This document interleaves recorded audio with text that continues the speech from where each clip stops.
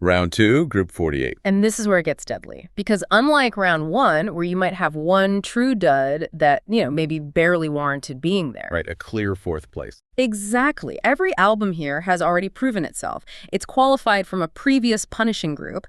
This is where the competition really shifts from just elimination to a pure quality comparison. Precisely. So let's introduce the 4 albums that are battling it out in round 2, Group 48. And it's a wildly eclectic mix spanning, 2 decades? Mm-hmm. We've got X from Def Leppard. Okay. Tubular Bells 2 by Mike Oldfield, which is this modern instrumental masterpiece. And a very different beast. Then you've got Bad from Michael Jackson, a pop monolith. An absolute giant. And finally, Synchronicity by The Police, a quintessential 80s rock landmark. What a group. A tough one. Okay, let's unpack this. Before we even look at how these 4 heavy hitters did against each other, we need to understand the bracket. How did they get here? Yes, the context is everything. Establishing their track record, their initial ranking rationale, that gives us what we need to really judge the stakes of this battle. It's the cumulative nature of the album quest. Yeah. Album that just scrapes through round 1 often finds its flaws are just magnified in round 2. But let's start with one of the biggest, most commercially successful entries. Michael Jackson's Bad. Michael Jackson's Bad. So Bad came out of round 1, Group 19, and the competition was, it was surprisingly diverse. It really was. It included Covenant by the hard rock band UFO, Elemental by new wave giants, Tears for Fears, and The Master Plan by Oasis. And Bad won that group easily. No contest? Not really. The author's immediate visceral reaction was to describe it as just a badass album. And critically, he stakes the claim that it is Michael Jackson's best album. Wow, that is high praise. So Yeah. We need to understand the sonic justification for that. Why badass? What does that actually mean in this context? I think it comes down to the production. Specifically that sharp, rhythmic, synth-funk percussion that just cuts through the mix. Right. It creates this force and this kinetic energy that none of the competitors, not even the really great tracks from UFO, could match. That instant impact is undeniable, isn't it?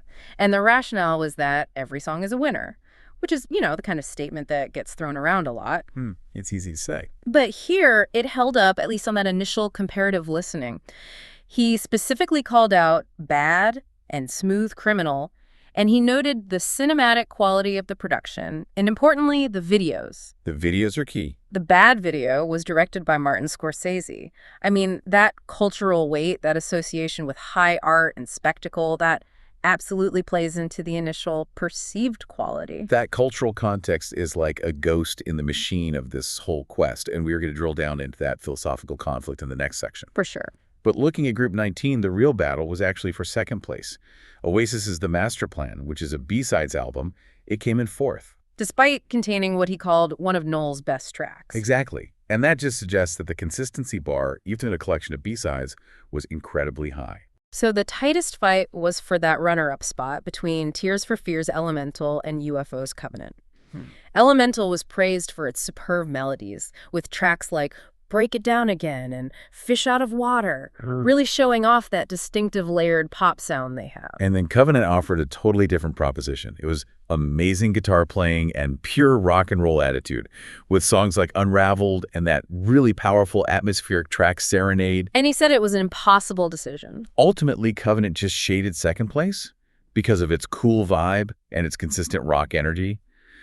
And this ability to pull out these specific highlights, melodies versus guitar tone versus vibe, that is exactly why this whole album quest methodology works. Right. It forces him to articulate the why of his preference, not just the what. Okay, next up, Def Leppard's X. They had a slightly less dominant path, qualifying as the runner-up in Group 20. A very different path. And their group was massive. You had Alanis Morissette's explosive, jagged little pill, X, Stan Bush's Every Beat of My Heart, and Pink Floyd's Animals. And X took a comfortable 2nd. So no real drama, no threat from the bottom 2. Okay. The specific reason it qualified was that it contained really good, catchy melodic rock numbers. He highlights Every Day and Unbelievable. And here's a crucial detail that flags the band's new direction. What's that? Unbelievable was actually written by the pop mastermind Max Martin. Oh, Well, that tells you everything you need to know about where Def Leppard was heading in 2002, doesn't it? It really does. A move toward those prepackaged, radio-friendly pop rock hooks. But even in this, highly commercialized form, they were completely overshadowed by the winner of that group. Completely. Jagged Little Pill won by some distance. It just crushed the competition. Yeah. It was praised as an unbelievable debut because of its raw, young, angsty, powerful nature. This album landed with such an impact, and it really challenged the prevailing grunge landscape with its intense female voice and powerful songwriting. Its emotional authenticity just secured an easy win over the polished rock of Def Leppard. And what about the albums that didn't make it? They help explain why X got a comfortable second place. Right. Pink Floyd's Animals and Stan Bush's Every Beat of My Heart were both deemed pretty far from the artist's best work. And while Animals had its moments of brilliance, like that sprawling middle track Pigs, the author just didn't find the same consistent, full album engagement that the other two provided. So X moved forward not by being amazing, but by being the most consistently listenable alternative to the powerhouse winner. It's the best of the rest, essentially. Pretty much. Now moving on to Mike Oldfield's entry, Tubular Bells 2. This one's victory was decisive. Really? In Group 64, which included Delamitre's Best Of, Electric Six's Fire, and Big Country's Through a Big Country, Tubular Bells 2 won hands down. That is genuinely remarkable. It's a primarily instrumental album. It's basically a suite of progressive, modern, classical music, and it's going up against 3 highly successful mainstream rock and pop acts. How did it manage to be so dominant against those commercial heavyweights? Well, the author described it as a brilliant piece of music and a beautiful contemporary instrumental piece. I think the winning quality was its sheer uniqueness and its depth. Okay. It demands repeated listening in a way that a collection of pop songs just doesn't. And while the author acknowledges that some of it is a bit quirky, he concludes that it somehow works, because the structural ambition just elevates it above the simple rock format of its competitors. And the battle for second place here shows how strange that group was. It was a weird one. Delamitre's Best Of snuck into second place, and that was driven by those sharp, melodic singles like Be My Downfall, Always the Last to Know, and Just Like a Man. So you have Oldfield's vast, technological soundscapes, contrasting with the witty, melancholy pop rock of Delamitre, fighting against the raw, funky hard rock of Electric Six. Known for their massive hit in a gay bar, yeah. And the anthemic, classy hits of Big Country.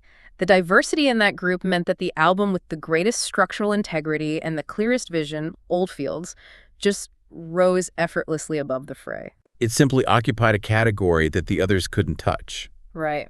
Okay, finally, we arrive at the Police's Synchronicity, which qualified as the runner-up from Group 75.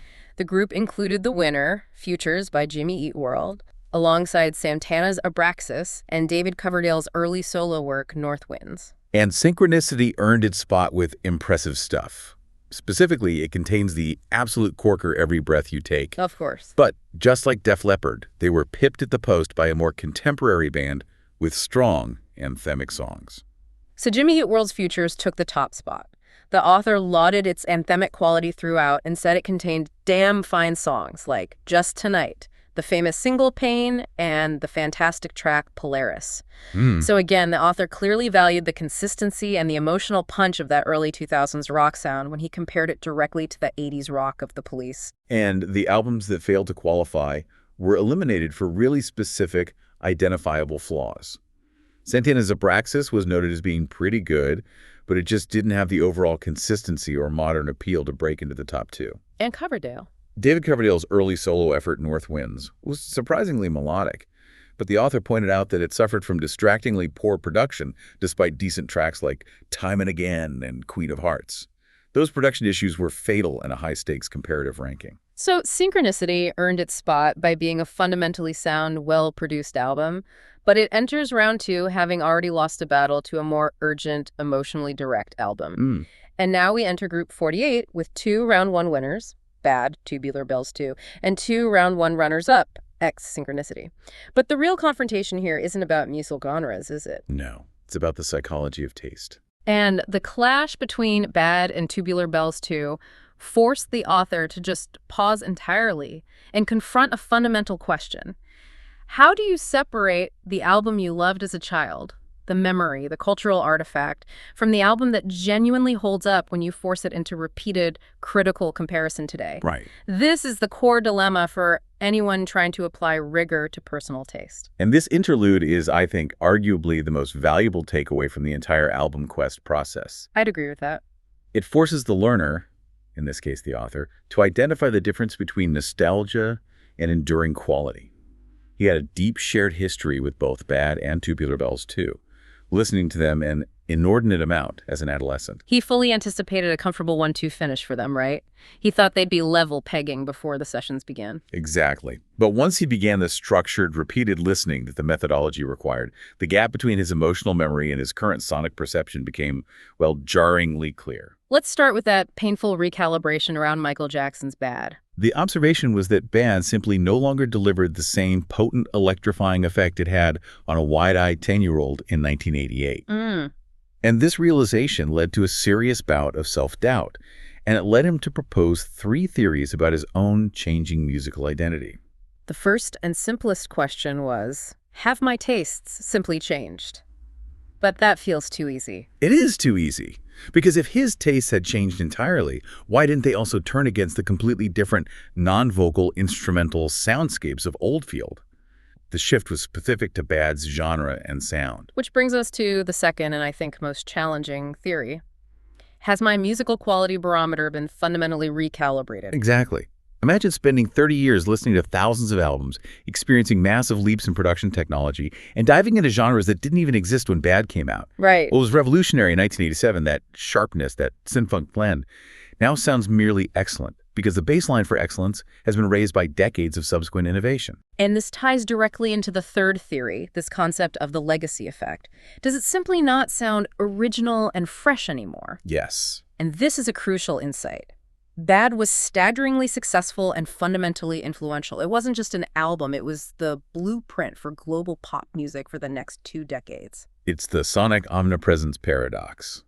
When you listen to Bad today, you are listening to something that has been relentlessly copied, inspired, sampled, and built upon by almost every major pop artist since 1987. The elements that made it revolutionary, the specific drum machine sounds, the staccato synth lines, the choreographed funk bass, they're now just common vocabulary in pop production. And this is where the methodological rigor comes in. It was only when he was forced to listen to Bad 5 times back-to-back with the others that those foundational sonic layers started to sound like a blueprint rather than a breakthrough. Yeah, the familiarity diminishes the shock of the new. It doesn't sound like a boundary-breaking work anymore. It sounds like the foundation that everybody else built their empires on. And that sheer ubiquity of that sonic language, it just dulls the impact of the original. That is a massive, almost insurmountable psychological hurdle in an objective comparative ranking. A huge hurdle. But let me introduce some critical friction here. If we accept the premise that Bad's influence diminishes its subjective quality, how do we handle the other group winner, Tubular Bells 2? This is the perfect counterpoint. The observation regarding Oldfield's work was that the album's impact still resonates almost exactly as it did in 1992. The magic remained undiminished, even though it is itself a reimagining of the 1973 original. Exactly. And that begs a question about the methodology. If Bad is penalized for its inconsistency and for being widely copied, shouldn't Oldfield's album be systematically penalized for being a faithful reimagining and not a true original work? I mean, the original Tubular Bells was knocked out in round 1. Is that a systematic flaw in the quest? He grappled with that. His conclusion was that the sequel achieved something the original didn't: sonic clarity and the benefit of Trevor Horn's cutting-edge 1990s production. But the key difference, tying back to that legacy effect, is the originality factor. Tubular Bells 2 still ticked the fresh and original boxes despite its age. And why?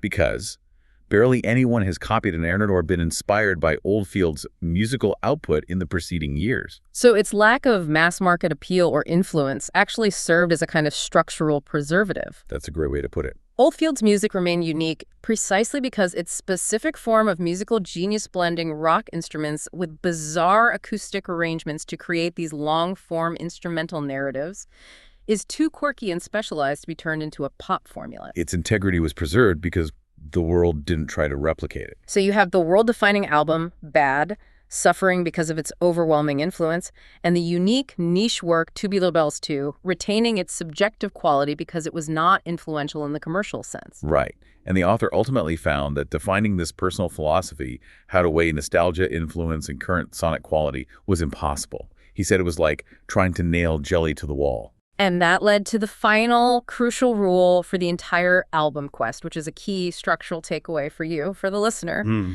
Acknowledge personal history, but the ratings and impact must be scoped strictly to the current group listening sessions.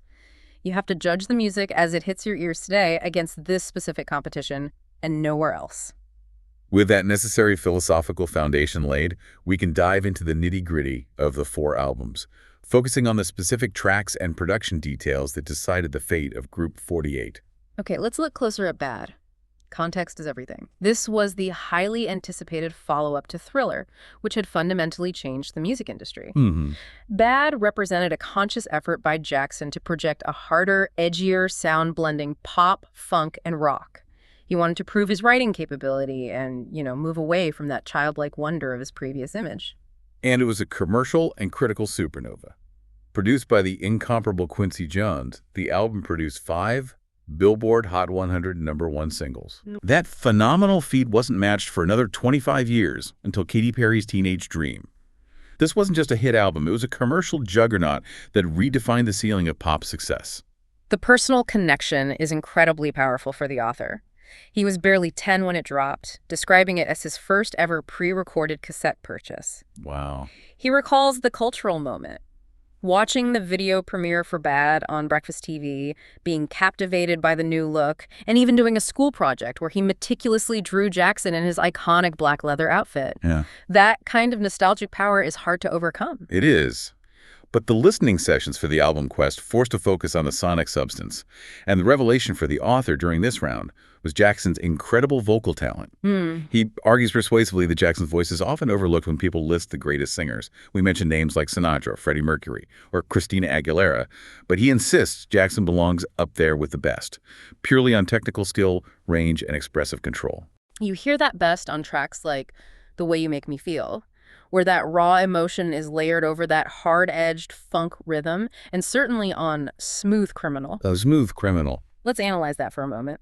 It's a masterpiece of tension, built on those sharp percussive snaps and the repeated aggressive synth stabbing, culminating in that iconic "Annie, Are You Okay?" refrain. It's drama encapsulated in 4 minutes of perfect pop. The songs are fundamentally superb, and they're backed by those culturally defining pop videos. The total audio-visual package is why it sold over 35 million units worldwide. So, given all this, why did he feel the need to recalibrate, and why did it only secure second place? The overall assessment was that it remains a thoroughly solid back-to-back listen, especially if you include the later track, Leave Me Alone. But the flaw lies in the sequencing and the consistency. The author identified a slight drop-off in quality in the mid to later section. Specifically, the tracks Just Good Friends, the duet with Stevie Wonder, and the ballad I Just Can't Stop Loving You are cited as not reaching the sensational heights of the other, say, 70% of the album. They feel a little safe. A little safe, or maybe slightly saccharine, compared to the aggressive funk of the title track or Smooth Criminal. And that fractional inconsistency is the crack in the 10-10 armor. In a round 2 battle, that's enough to lose the top spot. Now we make the jump to the album that claimed victory, Mike Oldfield's Tubular Bells 2. The author describes this as a magnificently bold and unique album. It's so far removed from the contemporary albums in Group 48, it almost feels like a different competition entirely. It truly is. While it's unique, we have to note the self-awareness. It is a faithful reimagining of the 1973 original. Right. It uses the same structure and motifs, but brings them into the high-fidelity soundscape of the early 90s, thanks in large part to Trevor Horn's production genius. The author's discovery of the original Tubular Bells was actually recent, in 2023, during an earlier group in the quest, where it got knocked out by the Eagles' Greatest Hits and Coldplay's X and Y. Right. His experience of hearing the original for the first time was unnerving because he realized he knew almost every motif and melody before they appeared, purely because of his adolescent connection to the sequel. That adolescent connection was deep. He loved the unusual musical structure and the uncommon instruments it used. This was the soundtrack to his early 90s, often played while he was engaged in his other useful passion, playing Championship Manager on an Amiga 500 computer. The music became inextricably linked with focus, strategy, and long hours of deep immersion. Let's talk sonic details, because this is where the consistency shines. The album features intricate, complex piano and guitar parts woven into a lush, layered technological soundscape. It avoids the rawness of the 1973 original, replacing it with this crystalline digital clarity. And the author admits it gets a bit weird in places. It's not pop, Sure. but that inherent strangeness is precisely what gives it its charm and prevents it from ever sounding dated. And his discovery was purely commercial, which is ironic for such an ambitious piece of music. How so? He was hooked after hearing the opening track, Sentinel, used in a Halifax, the UK bank advert. He describes the sound, the distinct ringing of the bells, and the ambient buildup as creating a feeling of sonic weightlessness and mild suspense. It just grabs you and immediately promises an experience that transcends 3-minute pop radio. And the craftsmanship is incredible. Mike Oldfield played 90% of the instruments himself, building these massive sound walls. Yeah. Trevor Horn contributed his trademark production talent, polished, grand, sweeping. And let's not forget the fun trivia. The master of ceremonies who lists the instruments on the bell is none other than Alan Rickman. Oh, I love that. That theatrical inclusion adds to the album's sense of occasion. It really does. The structural genius lies in Oldfield's ability to manage constant transition. He enthralls you with these triumphant, maximal displays, sudden appearances of bagpipes, massive guitar solos, layers of bells, and then just as quickly, he reduces everything to a minimal musical line or a single instrument. So you get these moments of profound, calming interludes before he builds the sonic complexity back up again. Exactly. The specific example he highlights is the transition from the manic and weird altered state, which ends abruptly on a sustained note, and then seamlessly flows into the sumptuously serene Maya gold. Right. That sophisticated structural drama, that controlled intensity, is why the album still feels fresh and original decades later. It's an album that is structurally flawless for its genre. However, he does conclude with a cautionary note. He does. He wonders if its inherent quirkiness may be its undoing in round 3. While it beat out pop masterpieces here, round 3 demands universal appeal and immediate impact. Tubular Bells 2 requires focus and commitment, and that might be its fatal flaw against albums that are designed to captivate on every single listen. Moving to the first casualty of the round 2 fight, the Police's Synchronicity. This was their 5th and final studio album, and it stands as an incredible marker of their evolution. It does. The album is defined by that unique interplay between Sting's distinctive baritone vocals and Stuart Copeland's maestro-level drumming technique. Copeland's drumming is the anchor here, isn't it? It's complex, often shifting, and always providing texture rather than just simple timekeeping. Absolutely. And compared to their earlier, more frantic post-punk work like Regatta de Blanc, the author notes that Synchronicity is far more measured and accomplished. They discarded some of that earlier nervous energy, moving toward a more mature, well-produced album that flutes with a sophisticated classic rock sound. And it remains his favorite Police album, which speaks to its successful evolution. Its strength is its consistency, particularly in its track structure. The opener, Synchronicity 1, is immediately catchy and establishes that complex, layered synth and guitar sound. Following that, Walking in Your Footsteps is hailed as a percussion marvel, with Copeland's unique, often tribal rhythms supporting Sting's thought-provoking lyrics about humanity's future and fate. The album manages to sound complex and intellectual while remaining catchy. Then you get that slightly stranger interlude. The trio of tracks, Oh My God, Mother, and Miss Gradenko, are stylistically closer to their weirder, older material. Yeah, Mother is something else. The author specifically calls it out, noting that it's certainly an acquired taste, with Sting's wildly manic exclamation about the annoyance of a ringing telephone. It's a moment of deliberate artistic discord in an otherwise polished album. But the second half is pure gold. It contains their most solid work in defining rock radio staples. King of Pain, with its deep philosophical lyrics and massive chorus wrapped around your finger, showcasing their jazzier influences. And, of course, the iconic, utterly inescapable, and structurally perfect Every Breath You Take. Right. It is, by all accounts, a strong, decent album that barely puts a foot wrong. It's cohesive, well-performed, and structurally sound. But Here is the hard truth of the quest. It was simply walking in the footsteps of 2 bigger and better albums here. namely, the structural brilliance of Tubular Bells 2 and the cultural monolith that is bad. Its quality wasn't the issue. Its standing relative to these specific titans was its fatal weakness, landing it in third place. Finally, we analyzed Def Leppard's X, the unfortunate album that finished fourth. The name itself is symptomatic of the band's confusion at the time. Yeah. They put the naming choice to a fan vote, resulting in X, the Roman numeral for 10, marking what they claimed was their 10th album, though it was technically only their 8th studio album. And it sets a terrible precedent. You see the confusion later when Ed Sheeran uses X for multiply. Honestly, I think we can all agree with the author's sentiment here. Artists should just get back to using good old-fashioned words and sentences for album names. Yes. It's the kind of decision that haunts a band's catalog for decades. But the real personal significance of X is telling. It was the last Def Leppard album the author ever purchased. The end of an era for him. It was. He had been a loyal fan, buying every studio album up to this point, and this signaled a clear final drop in commitment. And to understand the weight of that, you need the context. Yeah. He loved the classics. High-End Dry, Pyromania, Hysteria. He even strongly defended the underrated Adrenalize. Right. The album Slang in '96 was a drastic but respected turning point. But then came Euphoria in '99, which he called a massive disappointment. How so? He described it as lethargic and a bit cringy, just a collection of poor rock songs. This is despite the glaring anomaly that it contained possibly one of the band's best ever songs, the supreme piece of Zeppelin-esque power rock called Paper Sun. But one track, no matter how good, couldn't save the overall incoherence of the record. Not at all. Therefore, X came with a final warning. Was it better than Euphoria? Yes. Yet that wasn't hard, was it? Ouch. The ultimate verdict is scathing. It wasn't peak 80s or 90s Leppard and never dared venture to new rock destinations. It offered safety, not innovation. And the sharpest critique focuses on the sound. X is described as a strange foray into the pop world, with an overbearingly glossy sound, smooth as silk delivery. The grit and power rock edge were replaced by a production sheen designed entirely for soft rock radio. And this is evidenced by the songwriting club they hired. You have Max Martin contributing, and the partnership of Wayne Hector and Steve Robson co-wrote the album's emotional centerpiece.